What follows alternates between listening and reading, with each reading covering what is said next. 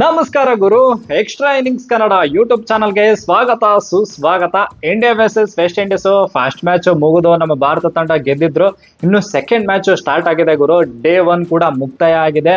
So day 1 ಅಲ್ಲಿ direct ಆಗಿ ಏನೇನಾಯ್ತು ಏನೇನಿಲ್ಲ ಅಂತ ನೋಡ್ಕೊಂಡ್ ಬರೋಕ್ಕಿಂತ ಮುಂಚೆ ನಮ್ಮ ಜೈಸ್ವಾಲ್ ಅಣ್ಣನ ಬಗ್ಗೆ ಹೇಳ್ಬೇಕಲ್ಲ ಗುರು. 173 ರನ್ ಅಜೇಯವಾಗಿ ಉಳಿದಿದ್ದಾರೆ. ಏನಪ್ಪ ಕ್ರೇಜ್ ಬ್ಯಾಟಿಂಗ್ ಗುರು ನಮ್ಮ ಜೈಸ್ವಾಲ್ ಅಣ್ಣನ ಕಡೆಯಿಂದ. ಸೂಪರ್ ಅಂದ್ರೆ ಸೂಪರ್ ಬ್ಯಾಟಿಂಗು. 7ನೇ ಟೆಸ್ಟ್ ಸೆಂಚುರೀಸ್ ಹೊಡೆದ್ರು. ಇನ್ನು ಹೋಮ್ ಅಲ್ಲಿ 3ನೇ ಟೆಸ್ಟ್ ಸೆಂಚುರಿ ಅನ್ನೋ ತರ ಎಲ್ಲೂ ಒಂದ್ ಕಡೆ ತೊಂದ್ರೆನೆ ಆಗಿಲ್ಲ ಅಣ್ಣಂಗೆ ಅನ್ನೋ ತರ ಗುರು. ಫಸ್ಟ್ ಗೆ ಟೈಮ್ ತಗೊಂಡ್ರು, ಬಟ್ ಆಮೇಲೆ ಸೂಪರ್ ಆಗಿ ಆಡಿದ್ದಾರೆ ನಮ್ಮ ಜೈಸ್ವಾಲ್ ಅಣ್ಣ ಅಂತ ಹೇಳ್ಬೋದು. 23ನೇ ಏಜ್ಗೆನೆ 7ನೇ ಟೆಸ್ಟ್ ಸೆಂಚುರಿ ಹೊಡಿತಾರೆ ಅಂದ್ರೆ ಇದು ಗ್ರೇಮ್ ಸ್ಮಿತ್ ಎಲ್ಲ ಹೊಡೆದಿದ್ದಾರೆ ಗುರು. ಆ ತರ ಸೊ ಲೆಜೆಂಡ್ ಕೆಟಗರಿಗೆ ಸೇರ್ತಾ ಇದಾರೆ, ಅಂದ್ರೆ ಆ ಒಂದು ದಾರಿಲಿ ಹೋಗ್ತಾ ಇದಾರೆ ನಮ್ಮ ಜೈಸ್ವಾಲ್ ಅಂತ ಹೇಳ್ಬೋದು ಗುರು. ಒಳ್ಳೆ ಬ್ಯಾಟಿಂಗು.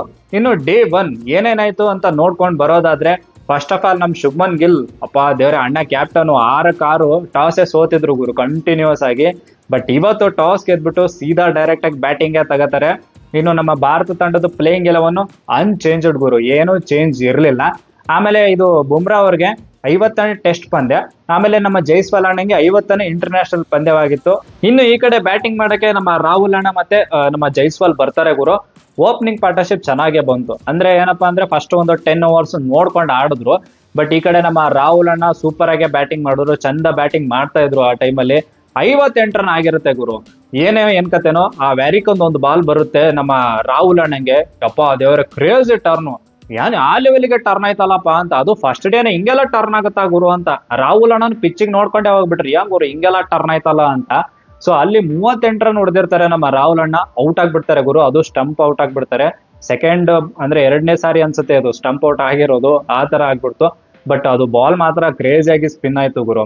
ಸೊ ಅಲ್ಲಿ 58 ರನ್ ಆಗಿರುತ್ತಲ್ವಾ, ಅಲ್ಲಿ 1ನೇ ವಿಕೆಟ್ ಹೋಗುತ್ತೆ.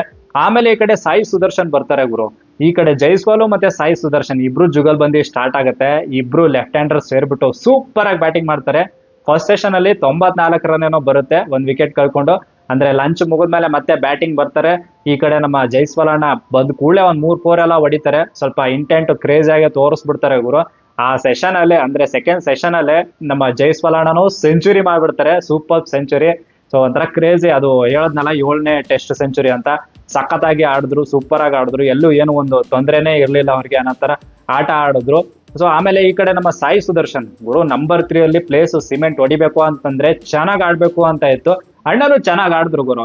ಅಂದ್ರೆ ಸೆಂಚುರಿ ಬರುತ್ತೆ ಅಂತ ಎಕ್ಸ್ಪೆಕ್ಟ್ ಮಾಡ್ತಿದ್ದೆ, ಬಟ್ ಸೆಂಚುರಿ ಸಮೀಪ ಬಂದ್ರು ಗುರು. 87 ರನ್ ಹೊಡಿತಾರೆ. 87 ರನ್ ಹೊಡ್ಬಿಟ್ಟು ಔಟ್ ಆಗ್ತಾರೆ. ಏನಪ್ಪಾ ಅಂದ್ರೆ ಇವ್ರು 58 ರನ್ ಇರ್ಬೇಕಾದ್ರೆ ಒಂದು ಕ್ಯಾಚ್ ಡ್ರಾಪ್ ಬೇರೆ ಆಗುತ್ತೆ ಗುರು. ಅದು ಗ್ರೀವ್ಸ್ ಓವರ್ ಅಲ್ಲಿ ಈ ಕಡೆ ಶಾರ್ಟ್ ಮಿಡ್ ವಿಕೆಟ್ ಅಲ್ಲಿ ನಮ್ಮ ಅಣ್ಣ ಯಾರಪ್ಪ ವ್ಯಾರಿಕನ್ ಇರ್ತಾನೆ ಅಣ್ಣ, ಅದು ಒಂಥರ ಈಸಿ ಕ್ಯಾಚ್ ಅನ್ಕೋಬೇಕು, ಬಟ್ ಅದು ಕ್ಯಾಚ್ ಹಿಡಿಯಕ್ ಆಗ್ಲಿಲ್ಲ, ಅಲ್ಲಿ ಡ್ರಾಪ್ ಆಗುತ್ತೆ. ಇಲ್ಲಿ ನಮ್ಮ ಸಾಯಿ ಸುದರ್ಶನ್ ಅಣ್ಣ 58ರಿಂದ 87ವರೆಗೂ ಹೋಗ್ತಾರೆ. 87 ಆಗಿರುತ್ತೆ ಗುರು. ಒಂದು ಒಳ್ಳೆ ಅಪಾರ್ಚುನಿಟಿ ಇತ್ತು ಸೆಂಚುರಿ ಮಾಡಕ್ಕೆ, ಬಟ್ ಆ ಟೈಮಲ್ಲಿ ವ್ಯಾರಿಕನ್ ಬಂದ್ಬಿಟ್ಟು ಅಣ್ಣ ಅದೇ ಮತ್ತೆ ಕ್ರೇಜ್ ಸ್ಪಿನ್ ಮಾಡ್ಬಿಟ್ಟು ಅದು ಸ್ವಲ್ಪ ಡೌನ್ ಆಗುತ್ತೆ ಬಾಲು, LBW ಆಗ್ಬಿಡ್ತಾರೆ ಗುರು. ಅದು ಬ್ಯಾಕ್ ಫುಟ್ ಅಲ್ಲಿ ಆಡಕ್ ಹೋಗ್ತಾರೆ, LBW ಆಗ್ಬಿಡ್ತಾರೆ. ಅಂದ್ರೆ ಏನು ಅದು ನೋಡಿದ್ರೆ ಹೆಂಗ್ ಅನ್ಸುತ್ತೆ ಅಂದ್ರೆ ಫಸ್ಟ್ ಮ್ಯಾಚ್ ಅಲ್ಲಿ ಹೆಂಗ್ ಔಟ್ ಆದ್ರಲ್ಲ ಸೇಮ್ ಹಂಗೆ ಸೆಕೆಂಡ್ ಮ್ಯಾಚ್ ಅಲ್ಲಿ ಹಂಗೆ ಔಟ್ ಆದ್ರೇನಪ್ಪ ಅನ್ನೋ ತರ ಆಗ್ಬಿಡುತ್ತೆ. 251 ರನ್ಗೆ ಔಟ್ ಆಗ್ತಾರೆ. 251 ರನ್ಗೆ ಎರಡನೇ ವಿಕೆಟ್ ಪತನ ಆಗುತ್ತೆ. ಅದಾದ್ಮೇಲೆ ಬಿಡಿ, ಅದಾದ್ಮೇಲೆ ಅಂತೂ ವಿಕೆಟೇ ಹೋಗ್ಲಿಲ್ಲ. ಯಾಕಂದ್ರೆ ಈ ಕಡೆ ನಮ್ಮ ಶುಭ್ಮನ್ ಗಿಲ್ ಕ್ಯಾಪ್ಟನ್ ಬರ್ತಾರೆ. ಶುಭ್ಮನ್ ಗಿಲ್ ಮತ್ತೆ ಈ ಕಡೆ ನಮ್ಮ ಜೈಸ್ವಾಲ್ ಅಣ್ಣ ಅಂತೂ 173 ಗುರು, ಅಜಯರಾಗಿ 173 ಹೊಡಿತಾರೆ. ಎಂತ ಬ್ಯಾಟಿಂಗ್ ಅಂದ್ರೆ crazy batting, literally crazy batting. ನಾನಂತೂ 200 ಅಂತೂ ಆಶಿಸ್ತಾ ಇದ್ದೀನಿ. 200 ಫಿಕ್ಸ್ ಬರುತ್ತೆ ಅಂತ, ಪಕ್ಕಾ ಬರುತ್ತೆ ಅಂತ. 200 ಮೇಲೆ ಎಷ್ಟಾದ್ರೂ ಬರ್ಲಿ ಫುಲ್ ಖುಷಿ ಆಗ್ತೀವಿ ಆ ತರ. ಸೊ ಈ ಕಡೆ ನಮ್ಮ ಗಿಲ್ಲು 20 ರನ್ ಹೋಗ್ಬಿಟ್ಟು ಆಡ್ತಾ ಇದಾರೆ.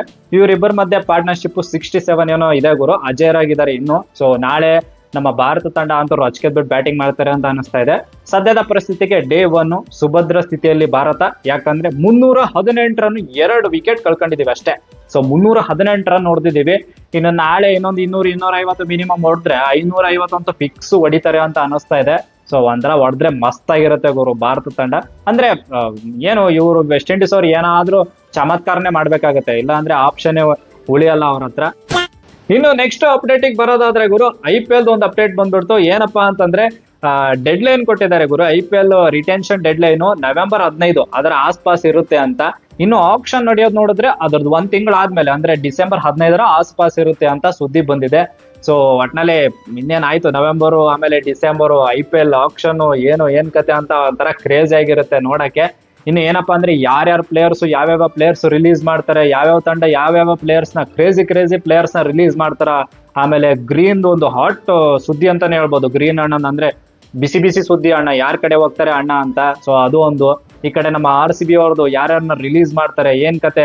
CSK ಅವ್ರದಂತೂ 4-5 ಜನ ರಿಲೀಸ್ ಮಾಡ್ತಾರೆ ಅಂತ ಸುದ್ದಿ ಇದೆ. ಆಮೇಲೆ ಸ್ಯಾಮ್ ಕರನ್ ಅಂತೂ ಫಿಕ್ಸ್ ಮಾಡ್ತಾರೆ ಅಂತ ಸುದ್ದಿ ಬಂದಿದೆ. ಇನ್ನು ಮಿಚೆಲ್ ಸ್ಟಾರ್ಕ್ ಅಂತವ್ರೆಲ್ಲ ಬರ್ತಾರೆ ಅಂತ ಸುದ್ದಿ ಬಂದಿದೆ ಗುರು. ಬಟ್ ಇದ್ರ ಬಗ್ಗೆ ನಾವು ನೀಟಾಗಿ ಲೈವ್ ಅಲ್ಲಿ ಡಿಸ್ಕಸ್ ಮಾಡೋಣ, ಸೂಪರ್ ಆಗಿ ಡಿಸ್ಕಸ್ ಮಾಡೋಣ, ಚೆನ್ನಾಗಿರುತ್ತೆ. ಆಮೇಲೆ ಲೈವ್ ಅಲ್ಲಿ ಪ್ಲೀಸ್ ಎಲ್ರು ಒಂಥರ ಇದ್ರ ಬಗ್ಗೆ ಅಭಿಪ್ರಾಯನ ತಿಳಿಸಿ. ಇವತ್ತು ಲೈವ್ ಜಾಯ್ನ್ ಆಗೋದು ಮಾತ್ರ ಮರಿಬೇಡಿ. 10 to 10:30 ಆ ಗ್ಯಾಪ್ ಅಲ್ಲಿ ಬರ್ತೀವಿ.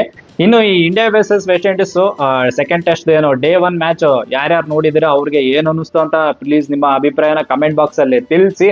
ಅಂಡ್ IPL ಅಪ್ಡೇಟ್ಸ್ ಬಗ್ಗೆ ಏನಾದ್ರು ನಿಮ್ಗೆ ಅದ್ರ ಬಗ್ಗೆ ಅಭಿಪ್ರಾಯ ಇದ್ರೆ ಕಮೆಂಟ್ ಬಾಕ್ಸ್ ಅಲ್ಲಿ ಇಲ್ಲೂ ತಿಳಿಸಿ. ಆಮೇಲೆ ಲೈವ್ ಅಲ್ಲೂ ಕೂಡ ಅದ್ರ ಬಗ್ಗೆ ಡಿಸ್ಕಸ್ ಮಾಡೋಣ ಅಂತ ಹೇಳ್ತಾ, ಈ ವಿಡಿಯೋ ನಿಮ್ಗೆ ಇಷ್ಟ ಆದ್ರೆ ಪ್ಲೀಸ್ ಲೈಕ್, ಶೇರ್, ಸಬ್ಸ್ಕ್ರೈಬ್ ಮಾಡೋದು ಮಾತ್ರ ಮರಿಬೇಡಿ ಅಂತ ಹೇಳ್ತಾ, that's it for the day. Bye. ಜೈ ಕರ್ನಾಟಕ.